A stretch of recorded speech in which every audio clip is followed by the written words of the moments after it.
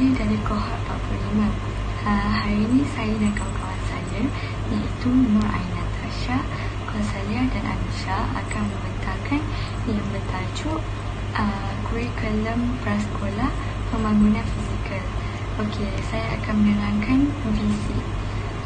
Pendidikan berkualiti insan terdidik negara sejahtera, iaitu untuk meningkatkan aktiviti kurikulum sebagai satu konsep pembelajaran pendidikan awal kanak-kanak yang berkualiti dan menjadi jenama prasekolah yang diiktiraf secara global serta menjadi populariti di kalangan ibu bapa dan seluruh Malaysia.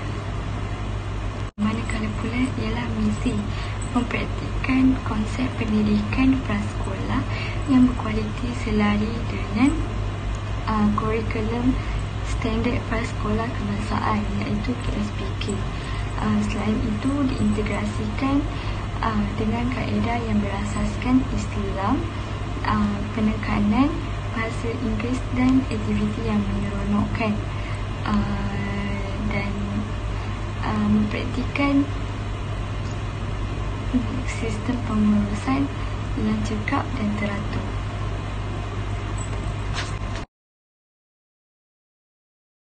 Okey, objektif kajian iaitu mengetahui tahap pemahaman guru prasekolah tentang penggunaan pendekatan pengajaran dan pembelajaran berasaskan bermain dari aspek perkembangan fizikal lah.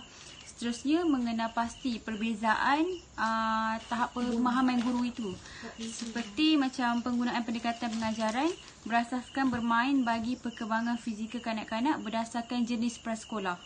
Seterusnya mengenal pasti matlamat yang ingin dicapai atau kaedah atau teknik yang timbul dalam melaksanakan pendekatan pengajaran dan pembelajaran.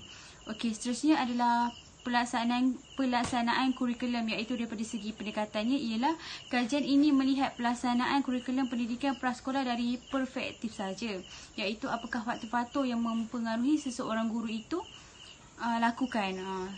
Seterusnya mengambil kira konteks persekitaran seperti kemudahan tempat dan peralatan untuk tujuan pengajaran. Seterusnya, perkembangan dan pertumbuhan pesat berlaku dalam diri individu kanak-kanak tersebut. Sebagai contoh pada usia 6 tahun lah, yang pertama melalui asuhan dan pendidikan yang sesuai. Minda kanak-kanak ini dapat dirangsang, sikap dan emosi yang positif juga dapat dibina, serta kreativiti dan pemikiran kritikal dapat dijana. Okey, yang terakhir, berpandu kepada asas ini, kanak-kanak ini akan lebih bersedia untuk menghadapi alam persekolahan pada peringkat yang lebih tinggi.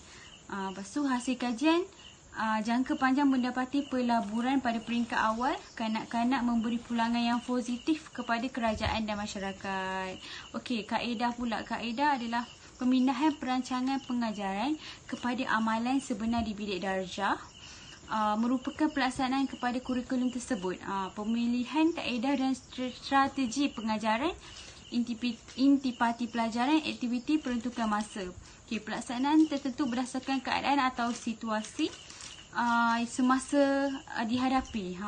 Contohnya, keadaan ini melibatkan pengetahuan, kemahiran matlamat serta objektif asal perancangan dapat dipenuhi. Okay, pelaksanaan memerlukan guru menerang, menjalankan tunjuk acara, menyoal serta memberi maklum balas agar pengajaran tersebut dan pembelajaran memberi makna kepada murid-murid dan kanak-kanak tu semasa di dalam bilik darjah. Okey. Salam sejahtera dan salam satu Malaysia. Nama saya Kausalia, anak perempuan Pulau Segren dari kohort 45.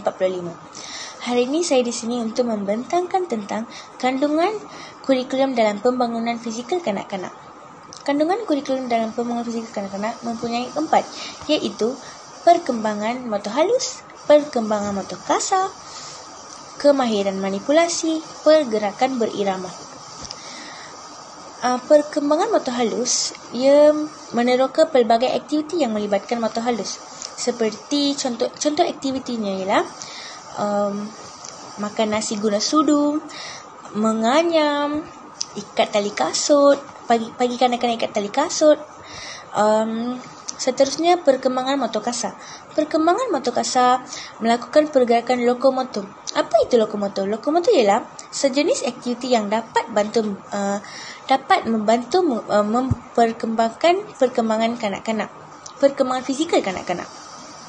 Seperti contoh aktiviti ialah push and pull, turn, stretch, walk, run, lain-lain lagi lah.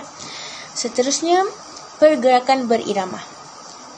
Pergerakan berirama mengaplikasikan pelbagai pergerakan bersifat irama seperti kawat kaki prasekolah untuk kanak-kanak, jalan-jalan, seret dan sebagainya. Seterusnya, kemahiran manipulasi. Kemahiran manipulasi melakukan pelbagai manipulasi seperti turun naik bangkit pasangan, turun naik pasangan, enjit semut. Ini semua dapat memperkembangkan fizikal kanak-kanak. Kaedah penilaian. Seterusnya kita tengok kaedah penilaian. Menentukan pergerakan fizikal yang tertentu untuk kanak-kanak, menyatakan aspek tahap pencapaian bagi sesuatu pergerakan fizikal. Bagi tahap pencapaian untuk kanak-kanak yang mereka dapat capai fizikal tersebut, menghubung kaitkan elemen-elemen terdapat dalam setiap pergerakan bagi tahap dan elemen-elemen yang tertentu untuk kanak-kanak. Seterusnya, membentuk soalan ujian fizikal. Memberi kanak-kanak untuk banyak aktiviti fizikal dan uji mereka boleh tak mereka menguasainya dan dapat menilaikan. Selain itu, guru-guru juga boleh mencanangkan langkah susulan.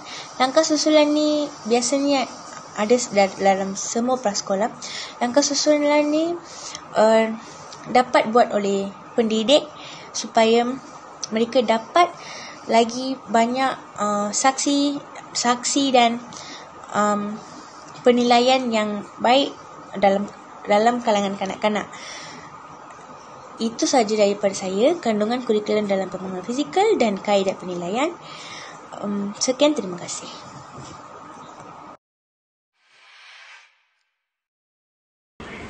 Selamat sejahtera kepada Puan Masyita dan rakan-rakan sekalian. Nama saya Amitam Ryan. Hari ini saya akan bentangkan tentang matlamat kurikulum.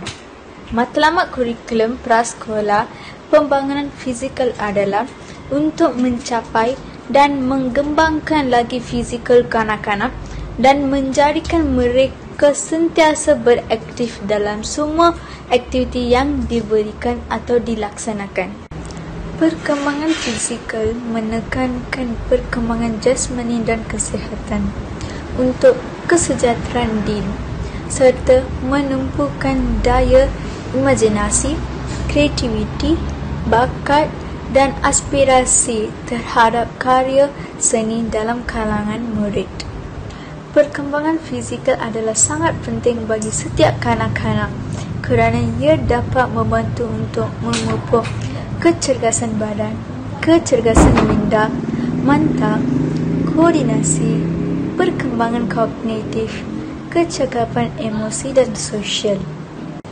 Tahap pemahaman guru prasekolah dalam penggunaan pendekatan pengajaran dan pembelajaran berasaskan bermain dari aspek perkembangan fizikal kanak-kanak dapat meningkatkan dan mereka juga dapat merancang aktiviti dan PDP dengan baik dan lebih efektif. Oleh itu, perkara-perkara tersebut dapat meningkatkan kemahiran dalam kanak-kanak dan juga menanamkan keyakinan dalam diri mereka. Bukan itu sahaja, mereka juga dapat membentuk konsep kendiri yang positif. Terima kasih.